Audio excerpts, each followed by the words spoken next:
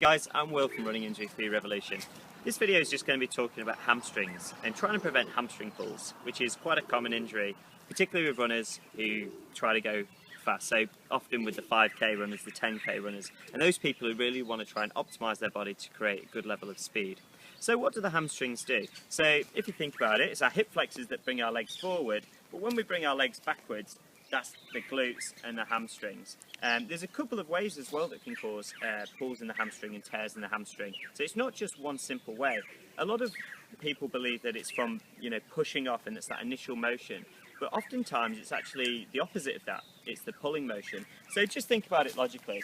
If you're straight as a runner, that causes you to overstride almost to create that movement. So one of the ways people pull or create that extra tension on the hamstring is if they're too straight, they have to almost hyperextend through the knee, and throwing the leg forward at this point can really create that tension because it's really extending out the hamstring to a significant level. And particularly when they hit the ground with their leg quite straight, that as well can increase that tension.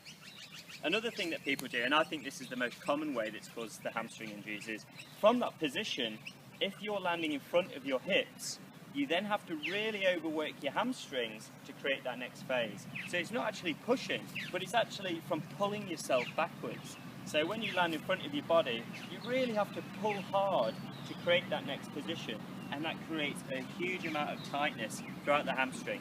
I'm somebody who used to struggle a lot with my hamstrings playing soccer, and I found that as I got tired, I would sink into my hips. And if you think about it, the more sunk you're onto your hips, if you're landing in front of your body, you really have to work even harder to create that movement.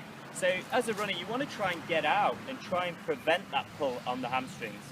If you go back to the original video where we talked about finding that sweet spot and using movement correctly, you want to try and prevent all those pulls from getting taller as a runner, initiating movement from being in that sweet spot, so almost feeling gravity working forwards. You want to think about planting your feet behind your hips, and you want to make sure that your feet are only moving backwards. If you rely on power as a runner and throwing your legs forwards and really overworking those muscles to move forwards, you're going to get those pulls, you're going to get those tears eventually. So try and think about those things that we've just talked about. Are you hyperflexing through the leg? Are you overstriding? And are you having to work your hamstrings too hard to pull that leg backwards to create that next phase of movement? Trying to counter those things can really help prevent against all those injuries and can protect your hamstrings as a runner. So this is Will, and that's my tip for today from Running Injury Free Revolution. Check us out at www.rifrev.com.